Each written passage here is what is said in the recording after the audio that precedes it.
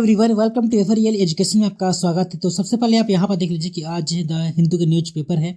Okay, तो यहाँ पर हम कुछ इंपॉर्टेंट आर्टिकल के बारे में डिस्कस करेंगे। तो सबसे पहले आप यहाँ पर देख लीजिए कि ये अभी दिखाई दे रहा है कि दो स्टेट है, जो है गुजरात और हिमाचल प्रदेश। ठीक है, यहाँ पर अभी आपने देखे होंगे कि बीते दिनों यहाँ पास इलेक्शन से लेकर काफ़ी ज़्यादा यहाँ पास बातें की जा रही थी, लेकिन अभी चुनाव हो गया है तो इसका रिजल्ट भी कल आ गया है। तो सबसे पहले आप यहाँ पर देख लीजिए कि कौन सा पार्टी कितने कितने जो सीटें हैं वो जीती हुई है। ओके, तो सबसे पहले आप यहाँ पर देख सकते हैं कि जो गुजरात है वहाँ पास जो भारतीय जनता पार्टी की जो पार्टी है, ठीक है, तो ये है 156 जीते यहाँ पर जीत चुकी है। टोटल 182 सीटों पे चुनाव लड़ा गया था। ठीक है, तो आप यहाँ पर देख सकते हैं कि 52.5% का जो वोट शेयर किया है भारतीय जनता पार्टी ने, और 27.5% कांग्रेस ने, और 12.9% आम आदमी पार्टी ने, और 7.1% है जो अदर्स हैं। ठीक है, ओके, इसी तरह आप हिमाचल प्रदेश में आप यहाँ पर देख सकते हैं कि हिमाचल प्रदेश में 68 सीटों पर इलेक्शन हुआ। ठीक है, तो जहाँ पास भारतीय राष्ट्रीय कांग्रेस ने 40 सीट इसमें जीती है। ठीक है, जिसका वोट परसेंटेज अगर आप देखोगे तो आपको पता चलेगा कि यहाँ पास जो है आपको 43.9% वोट शेयर किया है। ठीक है, 2022 में। ठीक है, और इसी तरह जो बीजेपी है, भारतीय जनता पार्टी, उसने 25 सीटें जीती है और 43% यहाँ वोट शेयर है। ओके, और इसी तरह जो अदर्स है उसके लिए 13.1% उनका वोट शेयर है। तो ये रहा चुनाव के बारे में कुछ जानकारी। ठीक है, न्यूज़पेपर में बहुत सारे बातें की गई है। ठीक है, कि भारतीय जनता पार्टी ने कितने कितने सीटों पर जीता है। ओके, और फिर उनका वोट शेयर क्या है, तो ये बहुत ज़्यादा इम्पोर्टेंट नहीं है। ठीक है, तो चलिए हम थोड़ा आगे बढ़ते हैं और देखते हैं। आज कांग्रेस प्रेसिडेंट सोनिया गांधी का अध्यक्ष के रूप में आप देख सकते हैं कि यहाँ पर काफ़ी ज़्यादा समय से अपनी जो कांग्रेस पार्टी उसके अध्यक्ष थे। ठीक है, तो अभी आप देख सकते हैं कि इनका अभी बर्थ एनिवर्सरी है। ओके, तो डेट ऑफ बर्थ है, तो आप जान सकते हैं कि बहुत सारे पॉलिटिकल पार्टी है इसमें लगाए हैं। ठीक है, बैनर वगैरह। अभी यहाँ आप देख सकते हैं कि एक रिपोर्ट है जिसमें बताया गया है कि अभी जो सुप्रीम कोर्ट है, ओके, तो सुप्रीम कोर्ट में देखिए 11,000 बहुत सारे जो केसेस हैं पेंडिंग हुए हैं और 10 साल से पेंडिंग पड़ा हुआ है। ठीक है, तो यहाँ देख सकते हैं कि जो यूनियन लॉ मिनिस्टर है किरेन रिजिजू, ठीक है, तो फिर राज्यसभा में बात कर रहे थे मंगलवार को, नहीं गुरुवार को। ठीक है, तो बताया कि देश भर में जो है 25 हाईकोर्ट हैं, जिसमें से 8,69,000 जो सिविल केसेस हैं और 3,74,00,000 जो क्रिमिनल केसेस पेंडिंग है। ठीक है, और लास्ट 10 साल में देखिए गए तो ये काफ़ी ज़्यादा रिकॉर्ड है एक तरह से। और ये जो डाटा है नेशनल जुडिशल डाटा ग्रिड से लिया गया है। तो आप जान ही सकते हैं कि अगर इस तरह का जो हमारे देश में केसेस पेंडिंग रहेंगे तो हमारे लिए एक तरह से खतरा रहेगा। ठीक है, अब दूसरे देशों में अगर देखेंगे तो जजों की जो संख्या है वो बहुत है और जो केसेस से ज़्यादा पेंडिंग केसेस नहीं रहते हैं, लेकिन भारतीय जो कोर्ट है वो केसेस को बहुत सारे पेंडिंग क्यों रखती है, अब तो समझ में आता नहीं। और दूसरा न्यूज आप यहाँ पर देख सकते हैं कि जो अभी दिल्ली में एमसीडी के चुनाव हुआ है, म्यूनिसिपल कॉर्पोरेशन ऑफ दिल्ली। ठीक है, जिसमें से जो 17% जो न्यू इलेक्टेड जो मेंबर आए हैं, ठीक है, उसमें उन लोग के ऊपर क्रिमिनल केसेस चल रहा है। ठीक है, और 8 ऐसे सीरियस केसेस हैं उनके अनुसार से जो अच्छा नहीं है। एक डेमोक्रेटिक रिफॉर्म के लिए डेमोक्रेटिक कंट्री में इस तरह से अगर क्रिमिनल लोग अगर नेता बन जाएंगे या फिर इलेक्शन लड़ेंगे तब तो देश का हाल ही खराब हो जाएगा। आप देखेंगे कि सभी जो कैंडिडेट हैं अपने से खुद से एक एफिडेविट दे देते हैं कि हमारे पास कुछ केस वगैरह नहीं चल रहे हैं, इसके बाद वो अपना फिर इलेक्शन लड़ते हैं। तो ऐसा नहीं होना चाहिए। इसमें जो इलेक्शन कमीशन है उसको विशेष तौर से निगरानी करनी चाहिए और सर्विलेंस करनी चाहिए कि जो ऐसे लोग हैं जिनके ऊपर क्रिमिनल चार्जेस हैं या जिनके ऊपर केसेस चल रहे हैं उनको तो टिकट बिल्कुल भी नहीं देनी चाहिए। अभी यहाँ पर देख सकते हैं कि नेशनल हाईवे का एक डाटा है जिसके अनुसार से बताया गया कि 4,766 किलोमीटर नेशनल हाईवे है, इसको कंस्ट्रक्ट कर लिया गया है। ठीक है, नवंबर 2022 तक इसको बना लिया गया है। 4,766 किलोमीटर का नेशनल हाईवे। ठीक है, और इसी तरह से आप देख पाएंगे कि ministry of road transport in highway है। ठीक है, तो इन्फॉर्म किया है पार्लियामेंट में कि जो मिनिस्ट्री है वो टारगेट कर रहा है कि अगले 2022-23 तक 12,200 किलोमीटर का जो नेशनल हाईवे बनाएगा। ठीक है, और ये भारतमाला परियोजना के अंतर्गत इसको बनाया जाएगा, प्रोजेक्ट किया जाएगा, जिसके थ्रू आप जान सकते हैं कि 12,200 किलोमीटर का जो नेशनल हाईवे रोड है। ठीक है, इसको बनाया जाएगा किसके थ्रू? भारतमाला परियोजना के थ्रू। ओके, और भारतमाला परियोजना क्या है? भारतमाला परियोजना ये है जिसके अनुसार से गवर्नमेंट जो है, सेंट्रल गवर्नमेंट इसमें वो सड़क का निर्माण करती है, ठीक है? जिसमें से आपका जान सकते हैं कि नेशनल हाईवे भी इंक्लूडेड है। आप यहाँ देख सकते हैं, ओके, यहाँ पर देख सकते हैं कि रेमिटेंस। रेमिटेंस सबसे पहले जान लीजिए रेमिटेंस क्या होता है। रेमिटेंस का मतलब होता है जब कोई एक व्यक्ति है किसी दूसरे देश पर जाकर वहाँ पास काम करता है तो उस देश से जो पैसा कमाता है उस पैसा को अपने देश में भेजता है, ठीक है? तो क्या कहलाता है? रेमिटेंस कहलाता है। इसी तरह आप जान सकते हैं कि हमारे जो इंडियन से बहुत सारे देशों में जाके रहते हैं, जैसे कि यूके हो गया, अमेरिका हो गया, ओके। और विशेष करके आप जान सकते हैं कि ये जो भारतीय हैं ये अधिकतर जाते हैं आपका गल्फ कोऑपरेशन काउंसिल में, वहाँ पर देखने को मिल जाता है, ठीक है? ये गल्फ कोऑपरेशन काउंसिल क्या है? जीसीसी है, जिसमें से जो यूएई है, यूनाइटेड अरब इमिरेट्स है, और बहरीन है, सऊदी अरबिया है, और ओमान है, कतर है, कुवैत है, ठीक है? यहाँ पास हमारे जो भारतीय हैं अभी तक अधिकतर लोग जाते हैं, ठीक है? यहाँ पास काम करने के लिए, ये जो वर्कर हो गया या फिर ये जो फैकल्टी किसी भी रूप में ये जो जॉब के लिए, ठीक है, जाते हैं। तो वहाँ से जो पैसा वो लोग अर्न करते हैं तो उसको अपने घर यानी कि इंडिया में वो पैसा भेजते हैं, ठीक है? तो वो क्या हमारे भारत के लिए क्या होता है? वो रेमिटेंस कहलाता है। वो जो पैसा भेजते हैं वो क्या कहलाता है? रेमिटेंस कहलाता है। तो भारत में देखिए रेमिटेंस कितना आता है, आप यहाँ पर देख सकते हैं डाटा के अनुसार से कि लगभग 100 बिलियन डॉलर अभी तक 2022 में मिला था इस साल, ठीक है?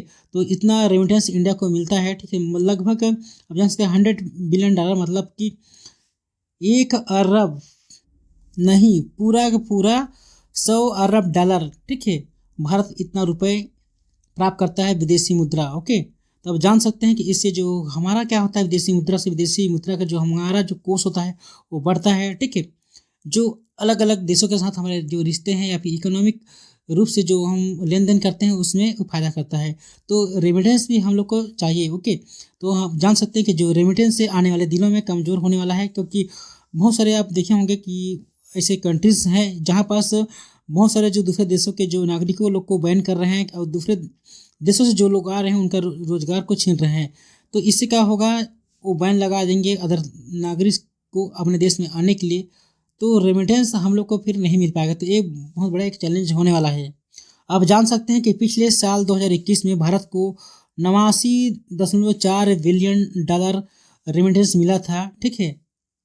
और इस साल आप जान सकते हैं कि 100 बिलियन जो डॉलर है रेमिटेंस इसको पार करने वाला है। तो एक बहुत बड़ा अचीवमेंट है कि हमारा जो देश है, हमारे देश के जो सिविलियन से नागरिक हैं अदर अदर देशों में जाकर रहते हैं, विशेषकर तब आप जान सकते हैं गल्फ कोऑपरेशन काउंसिल में ये जो देश हैं इंपॉर्टेंट हैं, ओके। तो गल्फ कोऑपरेशन काउंसिल के जो कौन कौन से मेंबर हैं इस कंट्रीज का नाम भी आपको याद रखना है। तो यूएई है, बहरीन है, सऊदी अरबिया है, ओमान है, कतर है, कुवैत है। तो एक बार मैं इस मैप में आपको दिखा देता हूँ कि एक गल्फ कोऑपरेशन काउंसिल के कितने मेंबर हैं, ओके। तो यहाँ पास आप देख पा रहे हैं कि गल्फ कोऑपरेशन काउंसिल के जो मेंबर्स हैं इसमें देख सकते हैं कि कुवैत है, ठीक है, बहरीन है, सऊदी अरबिया है, कतर है, यूएई है, ओमान है, ओके। तो देख सकते हैं कि ये जो क्यों है, ये ऑयल एक्सपोर्टिंग कंट्री है जो दुनिया भर के देशों को अपना जो ऑयल है एक्सपोर्ट करता है, क्योंकि यहाँ पास आप जान सकते हैं कि ऑयल की कोई कमी नहीं है, ठीक है। ये पूरा रिजर्व एरिया है जहाँ पास ये जो देश है अपना जो ऑयल एक्सपोर्ट करके काफ़ी ज़्यादा अपना देश के लिए इकोनॉमिक रूप से मजबूत हो चुके हैं, ठीक है। तो आप देखे होंगे कि बहुत सारे जो कंट्रीज़ हैं या फिर देशों हैं उनको ये सप्लाई करते हैं, ठीक है। तो इनका एक गल्फ कोऑपरेशन काउंसिल के अपना एक कंट्री का एक समूह है, ठीक है, जिसे गल्फ कोऑपरेशन काउंसिल बोला जाता है, जिसमें से आप जान सकते हैं कि जो कुवैत है, बहरीन है, सऊदी अरबिया है, कतर है, यूएई है, ओमान ये मेंबर्स है, ओके। तो इसी कंटेंट्स में आकर आप देख पाएंगे तो जो रेमिटेंस है पूरा वर्ल्ड में, ठीक है, तो कितना अभी टच कर सका है। तो देखें 794 बिलियन डॉलर है 2022 में। तो इतना जो रेमिटेंस है पूरा वर्ल्ड का, ठीक है, इतना एक्सपेक्ट कर रहा है। तो आप जान सकते हैं कि और जो पिछले साल तो 781 बिलियन डॉलर, ठीक है, था 2021 में। ये रिपोर्ट है, आप देख सकते हैं, ठीक है।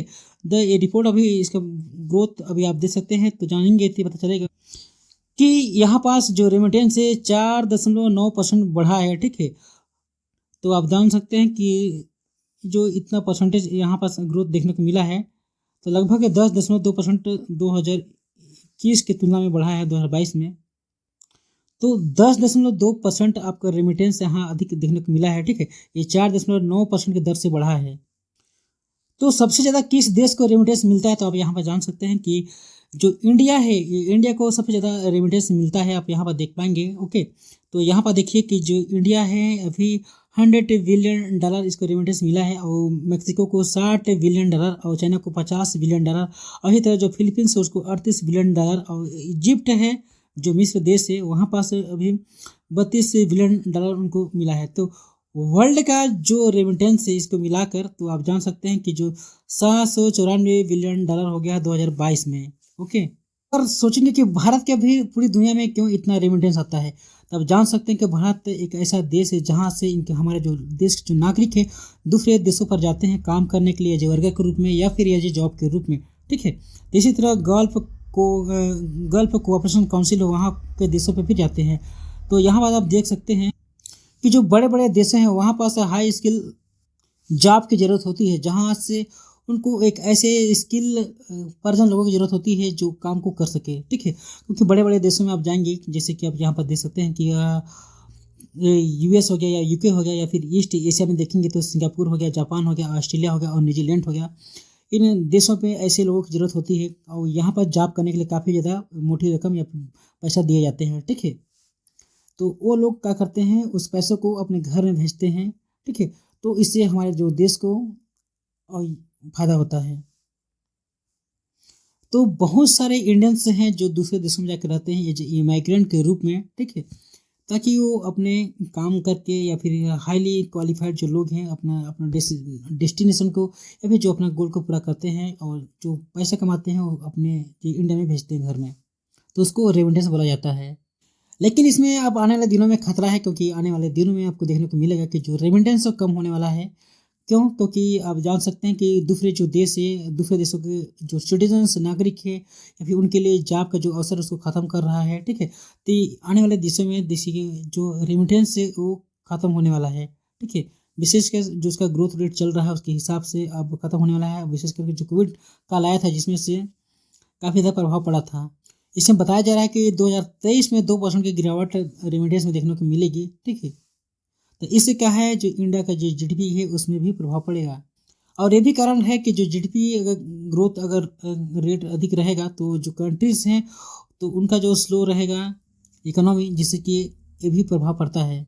रेमिटेंस कम होने के कारण ये भी कि जो भी कंट्रीज़ है अपने अपने देशों में अपने लोगों को जॉब अभी रोजगार देने के लिए बात कर रहा है, जिससे कि दूसरे देशों के जो लोगों को बहुत ज़्यादा प्रॉब्लम फेस करना पड़ रहा है। अगर आप यहाँ जिस के रूप में देखेंगे तो पता चलेगा कि जो हमारे इंडियंस है वो लोग यूके और यूएस में उनका जो 20% है ये जो इमाइग्रेंट के रूप में रहते हैं, जिसका जो हाई क्वालिफाइड लोग हैं और जिसका डेस्टिनेशन रहता है अलग से कुछ हाई क्वालिफाइड जॉब करने के लिए। ठीक है, तो वो लोग क्या है या फिर उनको अधिक पेमेंट वगैरह मिलता है। ठीक है, और जो हाईली स्किल जो लोग रहते हैं, ठीक है, तो उनको एज ए काफ़ी ज़्यादा अच्छा रकम मिलता है। तो इसे वो जो पैसा कमाते हैं वो हमारे देश को भेजते हैं, जिससे कि जो रेमिटेंस है वो इम्प्रूव होता है। और रेमिटेंस का क्या होता है, वो हमारे देश के लिए एक फॉरेन रिजर्व मनी के रूप में काम करता है। ठीक है, फॉरेन रिजर्व मनी हमारे पास जितना रहेगा तो उतना हमारे देश के लिए फ़ायदा होगा, ताकि इससे हम किसी अदर कंट्रीज से अपना जो एक्सपोर्ट या फिर इम्पोर्ट सामान करते हैं तो उसमें हम एक्सचेंज के रूप में जो रेमिटेंस का जो पैसा है उसको हम यूज करते हैं। तो इसमें वर्ल्ड बैंक ने अभी प्रेडिक्ट किया है कि 2023 में जो रेमिटेंस है वो 2% घटेगा। ठीक है, क्योंकि जीडीपी ग्रो है हाई इनकम कंट्रीज़ में वो कंटिन्यूस अभी स्लो है। ठीक है, और जो माइग्रेंट्स हैं उनके लिए अभी एक बहुत बड़ा सिरदर्द है, क्योंकि उसको आप बहुत सारे जो मजदूरी काम है या फिर आप जो सकते हैं स्किल के सेक्टर में काम है अब नहीं मिल रहा है। ठीक है, तो ये तो रहा रेमिटेंस के बारे में। ये जो आर्टिकल है इसमें आपको बताया गया है कि इंडिया जो है अब G20 की प्रेसिडेंसी कर रहा है। आप देखे होंगे कि जो दिसंबर 1 था उसमें इंडिया G20 का जो प्रेसिडेंसी है ले लिया है। ठीक है, इंडोनेशिया से। Okay, prime minister Narendra Modi ने अभी कहा है कि द ह्यूज अपॉर्चुनिटी है इंडिया के लिए कि हम लोग को G20 का जो अध्यक्षता मिली है। ठीक है, इसमें आप देख सकते हैं कि जो अर्जेंटीना है, ऑस्ट्रेलिया है, ब्राज़ील है, कनाडा है, चाइना है, फ्रांस है, जर्मनी है, इंडिया है, इंडोनेशिया है, इटली, जापान, ठीक है, Republic of Korea, Mexico, Russia, Saudi Arabia, south Africa, Turkey, UK and US हैं। ठीक है, और भी जो यूरोपीय यूनियन के कंट्रीज इसमें शामिल है G20 कंट्रीज में। ओके, तब जान सकते हैं कि what is the history of the G20 forum. तब देखेंगे कि G20 का जो हिस्ट्री है क्या है, तो G20 को देखिए 1999 में बनाया गया था, ठीक है, इस्टेब्लिश की गई थी इसकी। तो इसमें देखिए फाइनेंस मिनिस्टर और जो सेंट्रल बैंक के जो गवर्नर हैं, ठीक है, और जो 7 कंट्रीज़ हैं जैसे कि कनाडा हो गया, फ्रांस हो गया, जर्मनी हो गया, इटली हो गया, जापान हो गया और यूके हो गया और जो यूएसए हो गया, तो इन्होंने इस कंट्री से मिलकर वाशिंगटन डीसी में एक मीटिंग की थी, जिससे उसने डिसाइड किया कि G20 फोरम बनाया जाए, ठीक है। तो 1999 में फिर G20 का जो स्थापना हुई थी। तो ये मीटिंग क्यों हुई थी इसी, ठीक है, आप जान सकते हैं कि जो 7 कंट्रीज थे, कनाडा हो गया, फ्रांस हो गया, जर्मनी हो गया, इटली हो गया, जापान हो गया, यूके और यूएसए, ठीक है। तो क्यों की थी मीटिंग, क्योंकि 1997-98 में आप देखेंगे तो इसमें काफ़ी ज़्यादा जो इकोनॉमी है वो सस्टेन नहीं कर पाया था और फाइनेंशियल क्राइसिस पूरे दुनिया में देखने को मिली थी इस दौरान। तो उन्होंने इस G20 का मीटिंग रखी थी, जो बाद में चलकर ये G20 का नाम से प्रसिद्ध हो गया, ठीक है। तो ये जान सकते हैं कि ये premium forum for international economic cooperation बन गया। तो ये तरह से G20 आज के डेट में बहुत ज़्यादा इम्पोर्टेंट बन गया है इन देशों के लिए और पूरी दुनिया के लिए ये बहुत ज़्यादा एक अच्छा एक इंटरनेशनल जो कंट्रीज़ हैं उनके बीच में अच्छा रिलेशन संबंध बनाता है।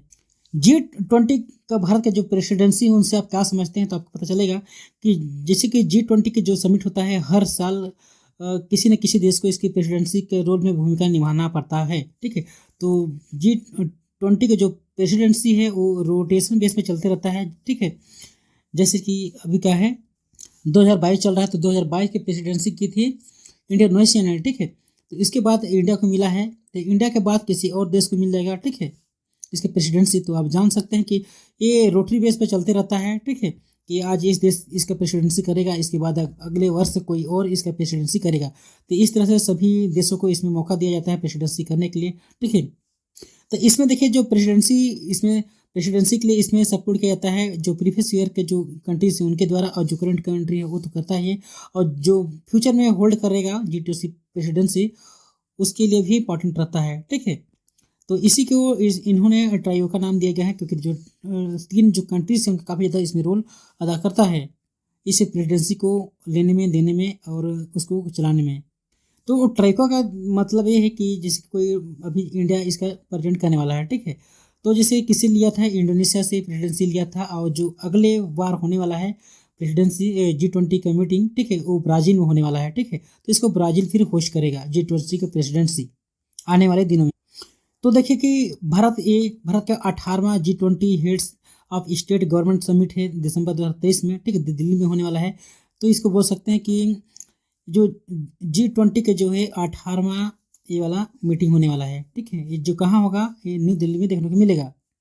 जैसे कि आप जान सकते हैं कि भारत एक नारा है कि वसुधैव कुटुंबकम, ठीक है। तो इसी के अंडर थ्रू इन लोग काम करते हैं। तो हमारा जो थीम रहेगा इस साल का ओन अर्थ ओन फैमिली ओन फ्यूचर, ठीक है। तो हम G20 का जो थीम रहने वाला है ये क्या रहने वाला है, ओन अर्थ ओन फैमिली ओन फ्यूचर। एक धरती या फिर एक पृथ्वी, एक परिवार, एक फ्यूचर। तो इसमें बहुत सारे बात होने वाले हैं, जैसे कि वाइल्ड लाइफ हो गया या फिर जो लाइफ स्टाइल हो गया, फिर इन्वायरमेंटल के लिए, ठीक है। तो इसके लिए G20 का जो लोगो है आपको दिखा देता हूँ मैं। भारत सरकार G20 का लोगो लॉन्च कर दिया है, तो आप यहाँ पर देख सकते हैं G20 का लोगो है, ठीक है। तो आप जान सकते हैं अभी हाल ही में प्रधानमंत्री नरेंद्र मोदी ने जो ऑल पार्टी मीटिंग रखी थी G20 समिट को लेकर कि ये जो G20 का जो समिट मिल रहा है किसी एक का इंडिविजुअल नहीं है, ये सभी हमारे जो इंडिया का है ये सबके लिए है, ठीक है। इसमें इसीलिए ऑल पार्टी मीटिंग अभी रखी गई थी। तो इसमें बात कर रहे थे हम लोग one earth one family one future के लिए।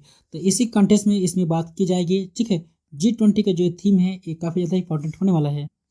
तो G20 के मायने क्या है, तो आप जान सकते हैं कि इसमें से जो जब होता है, ठीक है, तो बहुत सारी बात की जाती है पूरा दुनिया के बारे में कि कैसे हम अपना जो कनेक्टिविटी है या आपको नेविगेशन है उसको किस तरह इम्प्रूव कर सकते हैं। जो दुनिया में भी टर्माइल चल रहा है, ठीक है, तो उसको किस तरह से सस्टेन कर सकते हैं, ठीक है। जो हमारा जो अन्य देशों के साथ जो रिलेशन है उसको किस तरह से बेहतर कर सकते हैं, ठीक है। जो आर्थिक रूप में किसी देशों को किस तरह के हेल्प करना है, ठीक है। तो ये सब बातें होती है। आप जान सकते हैं कि बहुत सारे कंट्री अभी इन्फ्लेशन में चल रहे हैं, ठीक है, और या फिर रिसेशन की उसे ज़रूरत है। तो इसी तरह कंटेक्स्ट में आप जान सकते हैं कि अभी हाल ही में जो रसिया है और यूक्रेन के बीच अभी वार चल रहा है, ठीक है। और जो अब स्टैंड अप उन्हीं के बीच देखने को मिला है, यूरोपीय कंट्रीज और जो रशिया है उनके बीच में। और इंडिया का खुद का प्रॉब्लम है यार, इंडिया का देखिए चाइना के साथ एक अलग से प्रॉब्लम है, ठीक है। अब तो इसको क्या बोल सकते हो, तो इसमें कोई देश मिलकर काम करने के लिए कोई तैयार नहीं है। हर जो पड़ोसी मुल्क है उसका की अलग समस्या है, अब उसका जो बॉर्डर इशू है उसका। तो जो ये प्रेसिडेंसी है G20 का, तो काफ़ी मायने में बेहतर हो जाता है, क्योंकि इसमें पूरे दुनिया के लोग आते हैं, बात करते हैं एक टेबल पर, ठीक है, और डिस्कशन निकालते हैं कि हमारा जो देश है आपके देश के साथ क्या रिलेशन है, क्या रिश्ता संबंध या फिर बनाने वाला है। अभी नरेंद्र मोदी जी अभी इंडोनेशिया जब गए थे तो शी जिनपिंग से मुलाकात की थी, ठीक है। तो आप जान सकते हैं कि वहाँ पर ज़रूर इंडिया के बारे में कुछ बात रखी होंगी। तो जो इंडोनेशिया में मीटिंग हुआ था अभी हाल ही में बाली में 2022 का, तो काफ़ी ज़्यादा इंपॉर्टेंट है। एक बार उसके बारे में आप जरूर याद रखिएगा कि लास्ट बार किसने प्रेसिडेंसी की थी G20 की। और इंडिया के बाद प्रेसिडेंसी मिलने वाली है किसको, ब्राज़ील को। तो ब्राज़ील आप नाम रखिएगा, ठीक है। इसके इंडिया के बाद ब्राज़ील जो है, ब्राज़ील को मिलने वाली है प्रेसिडेंसी। तो देखिए यहाँ पर जो G20 का जो फोरम है वो किस तरह काम करता है। तो G20 का जो फोरम है वो काम करता है, जो G20 डिवाइड रहता है टू पैरेलल में, जिसमें पैरेलल तो जिसको बोला जाता है, एक होता है फाइनेंशियल ट्रैक और दूसरा होता है शेरपा ट्रैक। फाइनेंशियल ट्रैक और शेरपा ट्रैक, और जो फाइनेंशियल ट्रैक होता है उसमें आप जान सकते हैं कि लेट किया जाता है, या फिर इसको फाइनेंशियल ट्रैक को लीड किया जाता है फाइनेंस जो मिनिस्टर होते हैं उनके द्वारा, और जो सेंट्रल बैंक के जो गवर्नर होते हैं या फिर उसके जो मेंबर होते हैं उनके द्वारा, ठीक है। मेंबर नेशन के जो मेंबर होते हैं, सेंट्रल बैंक गवर्नर अब मेंबर नेशन होते हैं उनके द्वारा, ठीक है, जो मीट करते हैं, ठीक। और इसी तरह जो शेरपा है वो क्या है, शेरपा होते हैं who are the personal emissaries of leader होते हैं, ठीक है। लीड क्या करते हैं उसको, शेरपा ट्रैक को लीड करते हैं, ओके। और जो है ये सब वो क्या करते हैं, ओवरसी निगोशिएशन करते हैं थ्रू द ईयर, ठीक है। और डिस्कशन करते हैं बहुत सारे जो एजेंडा है या फिर समिट है उसके बारे में, कोऑर्डिनेशन अपना जो उसमें है, कोऑर्डिनेशन अपना मजबूत करते हैं, ठीक है। और G20 के जो समिट है उसको मजबूती बनाने के लिए अपना जो दावेदारी है वो बताते हैं कि किस तरह से हम लोग को वर्क करना है। एक तरह से देखेंगे तो इंडिया के पास अभी बहुत सारा चैलेंज आने वाला है, क्योंकि अभी जो इंडिया प्रेसिडेंसी कर रहा है, तो इस बीच में आप जान सकते हैं कि जो रसिया है और जो यूक्रेन है इसके बीच अभी युद्ध अभी देखने को मिल रहा है, ठीक है। और इसी तरह यूरोपीय यूनियन है और जो रसिया है इनके बीच अभी ठीक से अभी इनका जो रिश्ते हैं चल नहीं रहा है। तो इनको पटरी में लाना भारत इसमें क्या रोल अदा कर सकता है, इस कंटेस्ट अगर देखेंगे तो G20 का रोल काफ़ी ज़्यादा अहम हो जाता है। G20 से लेकर आप एक क्वेश्चन यहाँ पर देख सकते हैं अच्छे से, ठीक है, जिसमें बताया गया है कि जो 17वां G20 का जो समिट हुआ था कहाँ हुआ था, तो आपको जान सकते हैं कि बाली इंडोनेशिया में हुआ था, ठीक है। ये 15 से लेकर 16 नवंबर के बीच मिलेगा देखने को, ठीक है, जो कहाँ हुआ था, इंडोनेशिया में हुआ था। इसी तरह आप देख सकते हैं कि जो थीम था G20 2022 का वो क्या था, तो कहाँ हुआ था, इंडोनेशिया में हुआ था, जिसका जो थीम था रिकवर टुगेदर रिकवर स्ट्रोंगर, ठीक है, इसका जो थीम रखा गया था। जो 17 G20 समिट हुआ था बाली में उसका, ठीक है। इसी तरह जो 18वां G20 समिट हुआ है नेक्स्ट ईयर होने वाला है, कहाँ होने वाला है, तो 18वां G20 समिट होने वाला है न्यू दिल्ली में, तो 9 से लेकर 10 सितंबर के बीच देखने को मिलेगा 2023 में।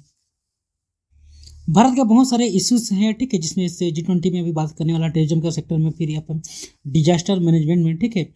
और भी ऐसे इशू हैं जो जैसे कि हो गया आपका इन्वायरमेंटल के बारे में, तो इसमें से अभी बात खुल कर सामने आएगा, ओके, कि क्या होने वाला है, क्या खास होने वाला है 2023 में। अभी आप यहाँ पर देख सकते हैं कि न्यूज है श्रीलंका अभी इंडिया के साथ निगोशिएशन करने वाला है।